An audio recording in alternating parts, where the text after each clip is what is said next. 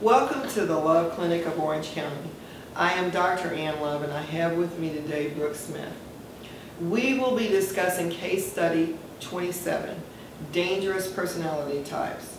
The first is love potion number 9, and we will present a case study so you can actually see what happens when a person yields to the love potion number 9 and comes under the influence of the Machiavellian personality. That's the second personality type. Not many of you are familiar with the term Machiavellian. Machiavellianism is a term that some psychologists use to describe a person's tendency to deceive and manipulate others for gain. That gain could be sexual, it could be physical, it could be for money. Some public relationships we're going to cover are Maria Shriver, who is a Kennedy, married to Arnold Schwarzenegger, Whitney Houston, and Bobby Brown. Money doesn't heal you. Because you are popular or famous doesn't mean people will tell you the truth or even that you will listen if they do tell you the truth. So at first we're going to talk about love potion number 9.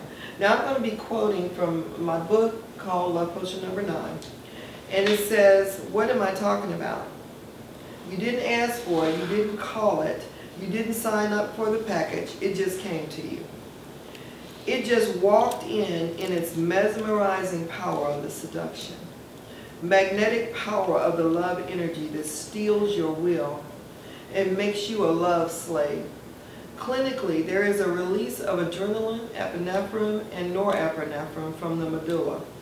It can produce a hyper-arousal and acute synaptic meltdown. It can cause infidelity, a violation of boundaries or rules, where a person will throw themselves into a situation with a total abandon of all consequences. Being a victim of that personality type and love potion number 9, especially after having intercourse, having sex, you feel like nothing. You know, what it made me feel like was a piece of trash. Like they didn't care about me, the person didn't care about me, they didn't love me, they didn't want to be with me. It was basically for their need. You know, they were getting a need met, you know, and it was sexual. You know, it was all sex. You know, it wasn't about how I felt, how my heart felt. Right, you know? It wasn't real love. No. It was just, it was a manipulation, basically. Right. Even, now this can happen even if you're married, because you were married, that's what your husband. Right, yes. So it doesn't matter whether you're married, you know, when this is going on, it's like somebody's stealing your soul because it's just about them. You're just an object. Right. Right. And that's exactly what I felt like, was just an object. My emotions weren't, it did not matter how I felt. It was about how he felt, what was good for him, and what he wanted. And basically, I was that love slave, subject to him at any 24/7.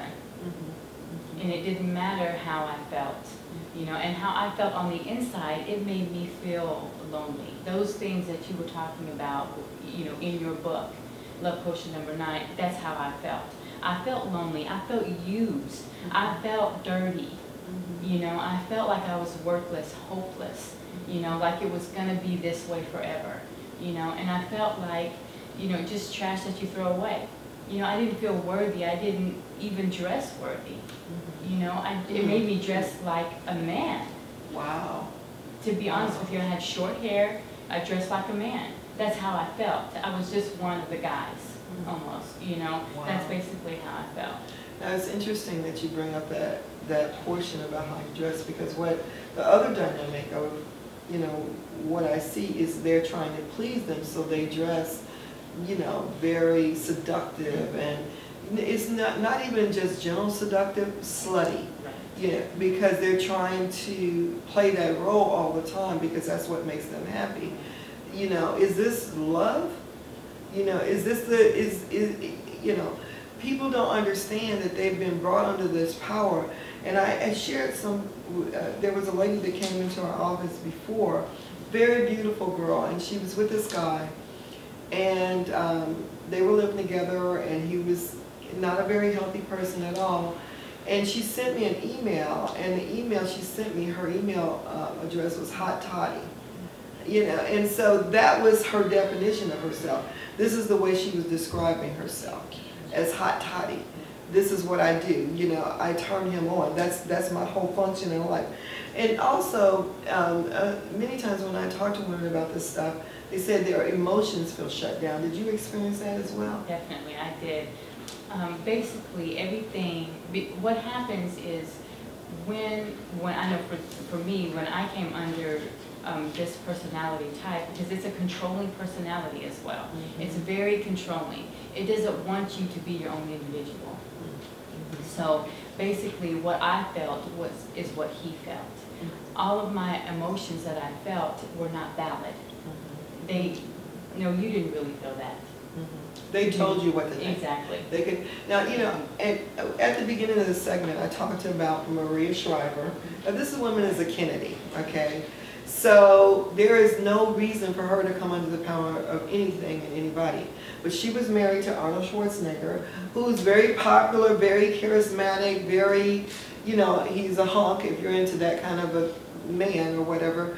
But she was bamboozled by him. She was brought under, she was mesmerized to the point that her housekeeper was sleeping with the same man, which is her husband.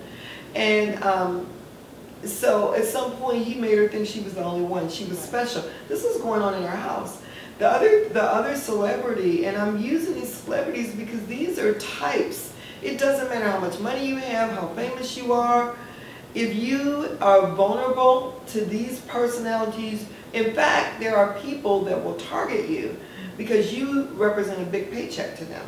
Some Machiavellian personalities, which we're going to go into our second segment, they will target a wealthy woman or an influential woman or a powerful woman, or they just target you because you look good and they want to, you know, they want to control you. They want you to be their sex slave. So it could be for money, it could be for power, it could be for influence, it could be for connections, any number of variables.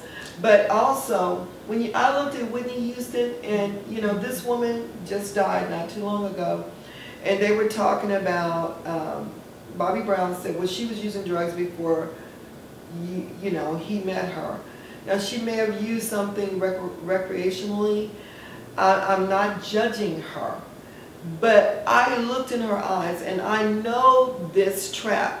And I can tell, because you can see even the video footage when she was young and perky and happy. And then you can see the progression.